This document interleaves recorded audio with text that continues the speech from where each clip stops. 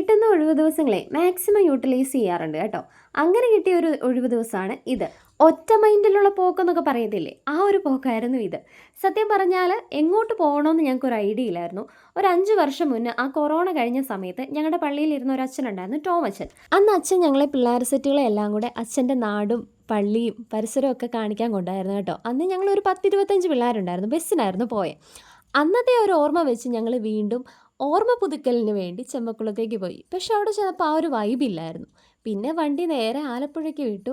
അങ്ങനെ ആലപ്പുഴ ബീച്ചിൽ ചെന്നപ്പോഴത്തേക്ക് ഭയങ്കര ഒരു എക്സ്പീരിയൻസ് ആയിരുന്നു. കാരണം എന്നാന്നോ, ഞാൻ കുറേയായി ആലപ്പുഴ ബീച്ചിൽ പോയിട്ട്. അവിടെ ചെന്നപ്പോൾ ഒരുപാട് മാറ്റങ്ങൾ പണ്ടത്തേക്കാളും. ചെറിയ രീതി മഴക്കാറുള്ളത് കൊണ്ട് തന്നെ അധികം വെയിൽ ബുദ്ധിമുട്ടിച്ചില്ല. പിന്നെ കുറച്ച് കഴിഞ്ഞപ്പോൾ ദാഹിച്ചു. അങ്ങനെ അവിടെയുള്ളൊരു ആൻറ്റിയുടെ കടയിൽ കയറി നാരങ്ങ വെള്ളവും പിന്നെ പൈനാപ്പിളില്ലേ ഈ ഉപ്പിലിട്ടത്, അതൊക്കെ കഴിച്ചു. പിന്നെ നേരെ നമ്മൾ ആര്യാസിലോട്ട് വിട്ടു.